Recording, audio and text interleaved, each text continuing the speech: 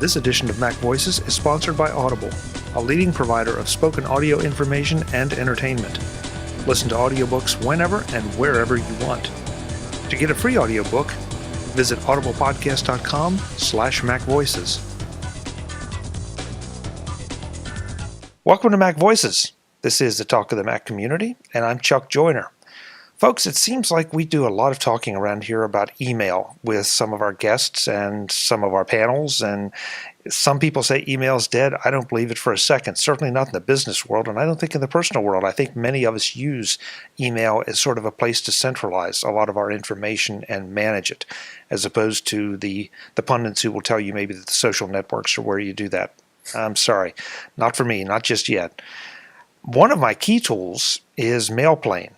And I guess it's been now almost 2 years, a year and a half ago, I got to talk to the folks from MailPlane, Ruben from MailPlane at Macworld, iWorld in San Francisco. But Ruben was kind of a troublemaker, you know, and he wouldn't let Lars talk to us. So this time, we left Ruben out and we got Lars from MailPlane. Lars, it's great to see you. Thanks so much. Thank you for having me. Right.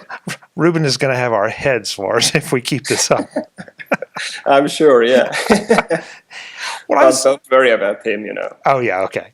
I was anxious to get you on, and one of the reasons was that you've just released or updated a MailPlane.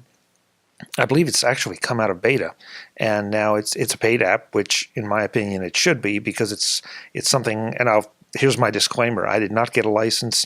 I paid for it because I use it every single day, all the time. It's just a critical app for me.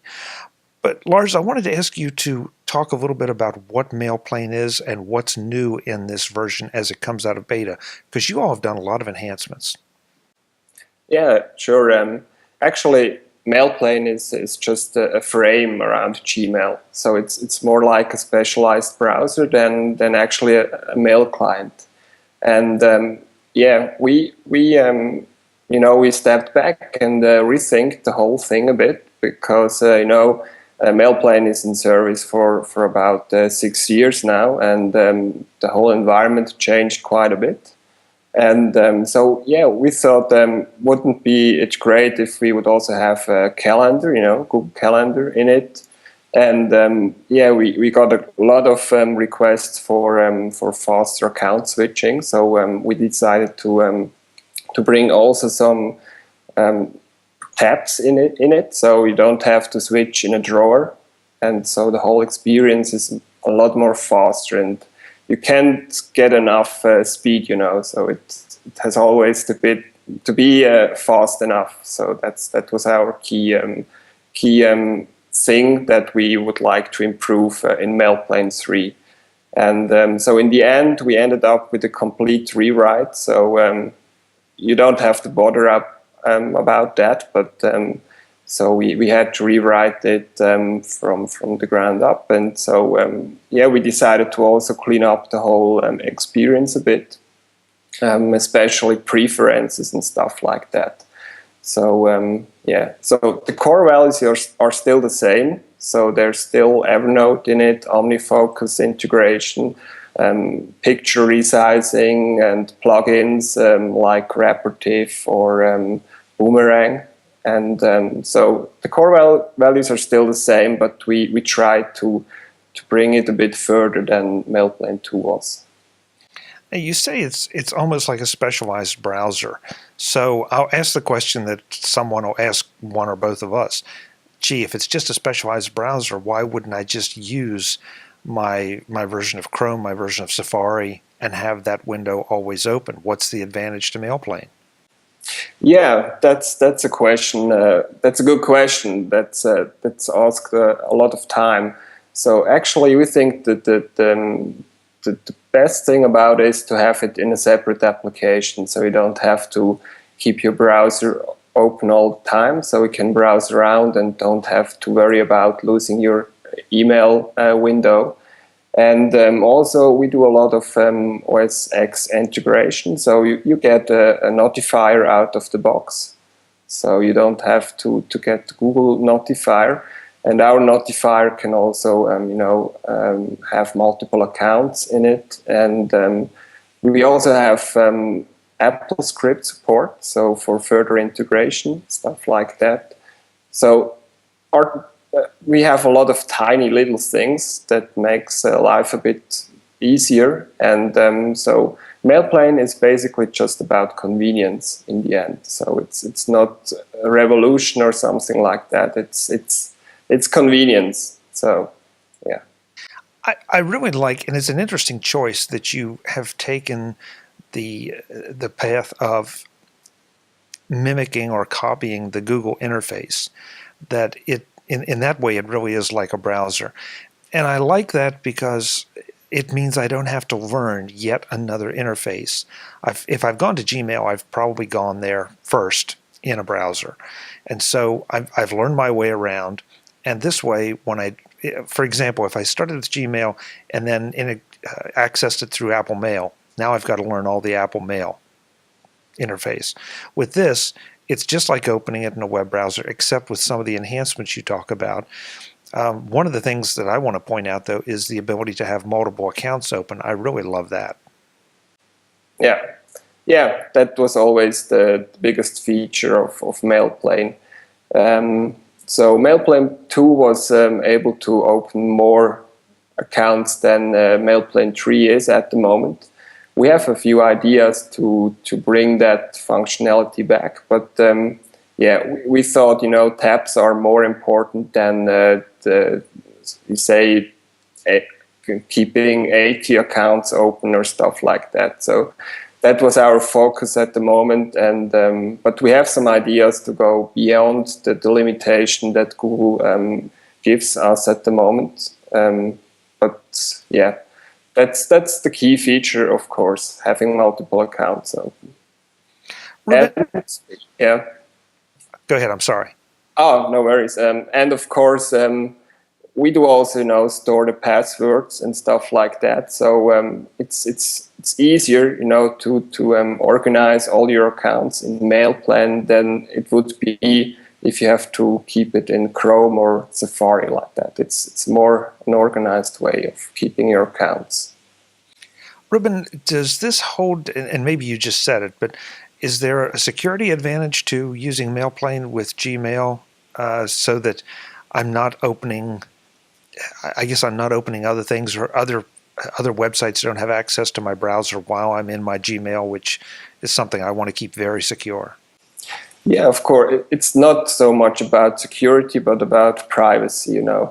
MailPlane has cookie separation, so we don't share our cookies with Safari or Chrome, and so you can safely browse around in Safari, and don't have to worry about Google is getting your data points.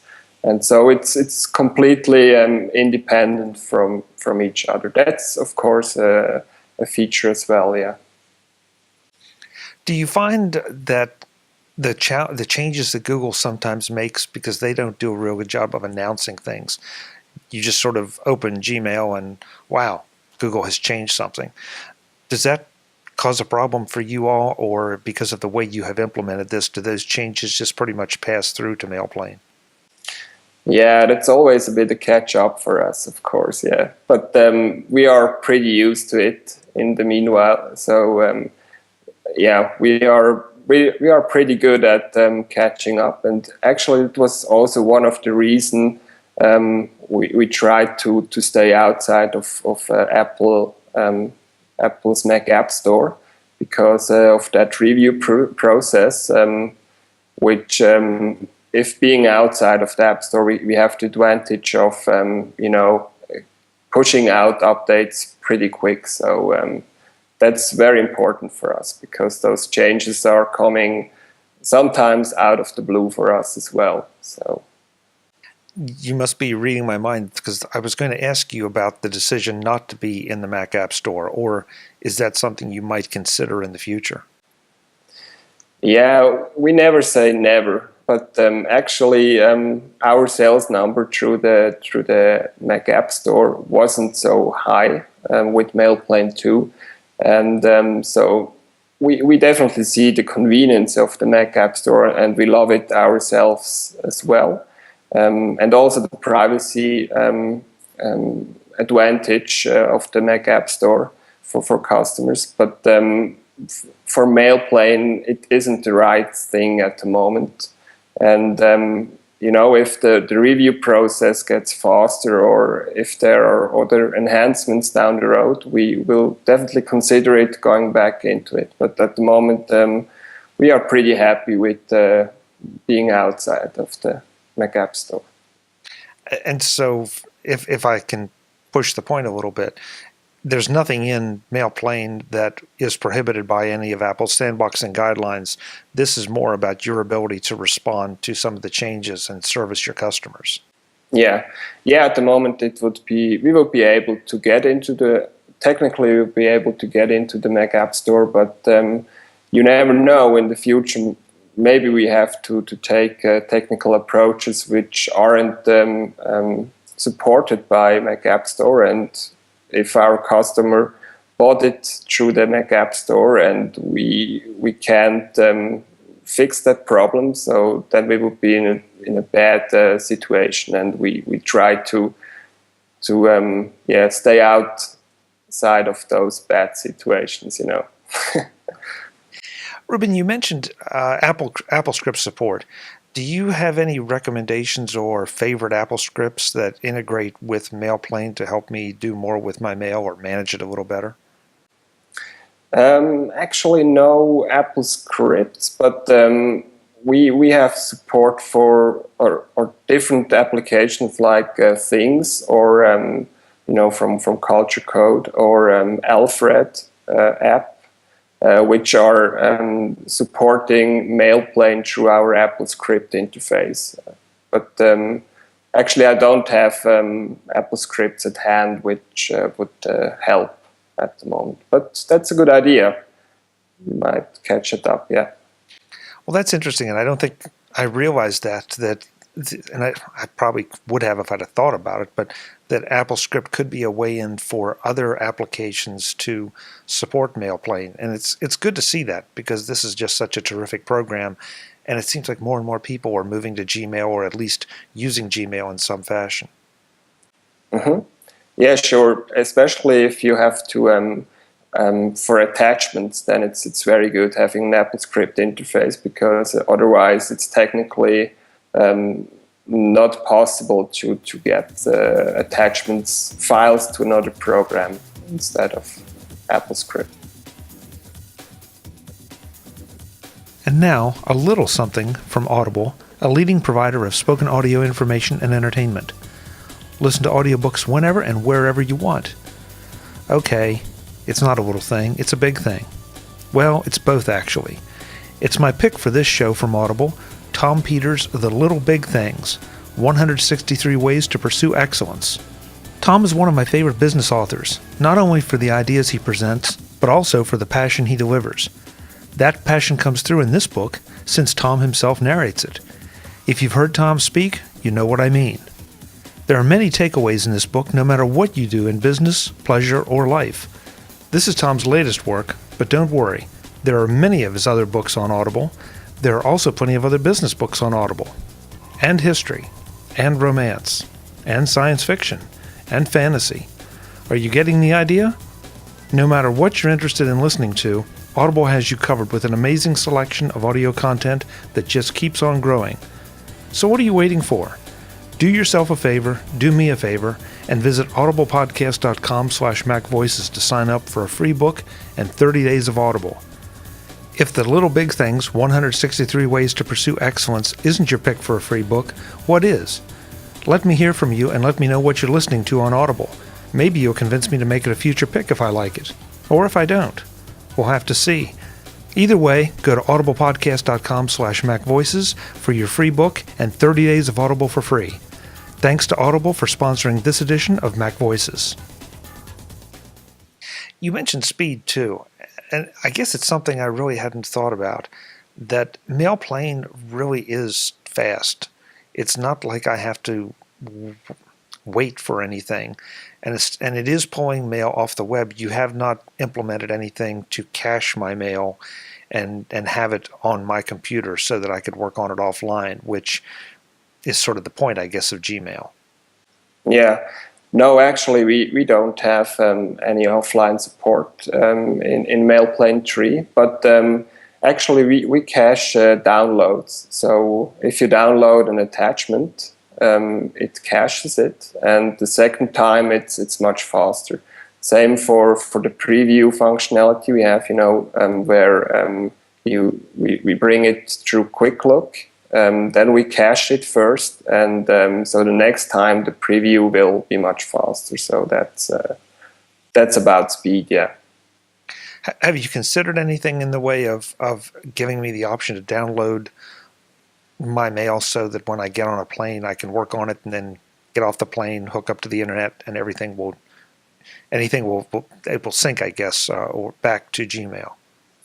No, actually not. We try to focus being as close to the experience Google gives you through the browser. So we don't try to do too many magical things, because that's a thing which can you put in a bad situation as well. So if they change a little thing, you're completely in a bad situation. Yeah. And that makes a lot of sense. I would like that capability, but I also understand why you don't do it, especially with the fact that you, as I said at the beginning, one of the advantages I see to MailPlane is that you don't make me learn a new interface. And so adding those kind of behind-the-scenes capabilities could make it more difficult for you to respond as quickly as you do to the changes that Google does throw to you. Mm-hmm. Sure, yeah. So yeah, by trying to be as close as possible to the original Google experience, we are more safe in our actions, and we can respond more quickly to their changes. Lars, pulling out a little bit to a broader view of email in general in our current time, do you see any interest waning in email? And I said it again in the introduction that, I see things, everybody's always predicting something is dead, whether it's email or Apple or Google or, whatever. But it seems like there is a group out there of production and productivity experts who say, wow, you shouldn't use email to manage your life, that you should use, one of these 25 other apps. I still find email a very important part of my personal workflow and my personal organization. You see any trends in that direction from your customers? Yeah, I think it's not so much about tools, It's much more about communicating and, about prioritizing your tasks. And so, different people have different tools, and I'm used to mail. I'm very much used to email, and so I use email a lot for communicating and for getting things done in the end. And so I think the most important technique here is inbox zero, and that's my opinion here about that. I'm not so much into tools, and so because trends are changing quite quickly, and so I'm more into techniques and trying to getting off the load of email which you get every day. And so I found that inbox zero is a good technique to get things done in the end, despite having a lot of emails. That's a very interesting point, that you don't get hung up on tools. I like that a lot. I think there's this temptation, and I've succumbed to it plenty of times, that as soon as a new tool comes out, a new program that promises me something, I got to go and try it. And there are a lot of great tools that do come out, and some of them I adopt. But a lot of my major tools, like MailPlane and like Pages and like Keynote, I go back to, I guess, what I've known, what I've learned, because they still do the core functions that I need. Once in a while, something will do something better, and I'll make a switch. But I guess it's just something we all have to do, is we have to evaluate those things. But I really like your idea of kind of giving equal time to the procedures and techniques and way that we do it, instead of just looking for that magic bullet that's going to solve all my problems. Yeah, right. Tools won't solve your problems, actually. You have to get better in using those tools, which are already available. And finding good techniques to getting things done in the end. So I think there are a lot of good tools out there, especially on iPhone, which makes you much more productive. I think the last one is Triage, about that, which lets you triage emails on the way. So I think that's a good thing to get more productive. But I don't think too much in terms of tools. I try to find the best one which helped me making my life a bit easier. But don't have too many tools, because it's a lot of distraction then in the end. Well said, well said. Lars, have you been tempted to try to take MailPlane or some part of MailPlane to iOS?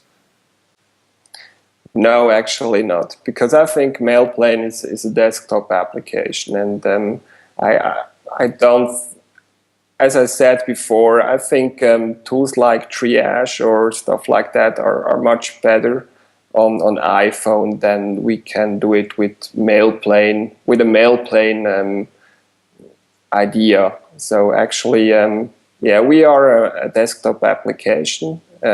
I don't say we will never release some kind of iOS application, but I don't see the reason for MailPlane being on iOS. What else are you working on? If I remember correctly, when I talked to Ruben at Macworld, the big thing you were showing there was it reminders? It was replies. Replies. Yeah. Sorry, I had it wrong. Is Replies still out there and doing well? Replies is still out there, but Replies is pretty much low profile. So we didn't sell a lot of copies there, but it's a very good tool. I used it. Actually, I used it while during the release of MailPlane 3, because we got a lot of emails and I had to handle it by myself most of the time.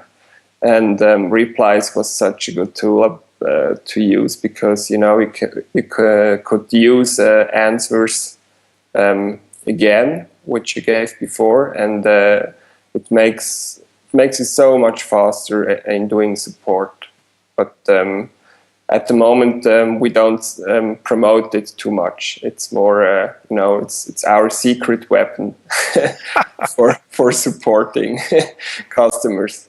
Actually, I don't support customers the way you do. I obviously communicate with listeners and viewers, but I looked at it, so I didn't feel it was for me, because it is a little more heavy duty, or intended for a heavy duty amount of mail. But it struck me as just a really great utility that sort of had the same, I don't want to say simplicity that is reflected in MailPlane, but just the same kind of, just get the job done. Not a lot of bells and whistles, just this is what the core things we're going to do.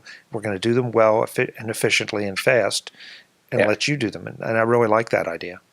Yeah, right. It is very good in filtering emails. So you can define smart folders with some criteria. For example, is it ping pong, or is it a new customer, or stuff like that. So it makes it very easy to focus on a group of people. For example, new requests. So we say, now I want to answer new requests because they haven't heard from us so far. So we try to give them answers quicker than for ping pongs, and and you can use answers you gave before again. So it makes you very fast. It's a great app. Should I ask if there are any other products in the pipeline that we can look forward to, or are you two pretty much settled right now on MailPlane and replies? Yeah, we are pretty much settled on MailPlane and replies at the moment. Yeah. Great. Well, where do we send folks to learn more about MailPlane and to get a copy of their own?